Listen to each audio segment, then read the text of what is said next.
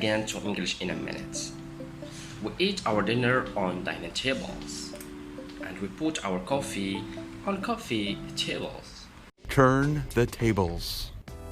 How is your friend Amanda doing? Great! Now.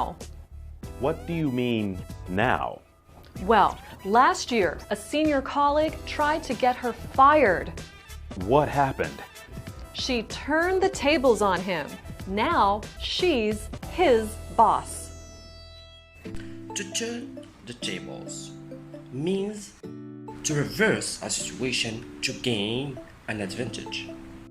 وهذه العبارة نستعملها عندما تكون الأمور عكس التيار أو عكس ما أنت تطمح إليه، ولكن في آخر المطاف تحقق ما أنت كنت تطمح إليه. وأحسن عبارة بالدارجة العامية نقول أنني قلبت عليه الطبلة.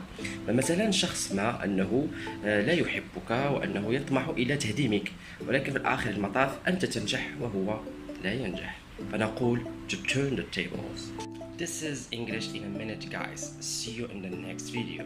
Don't miss it.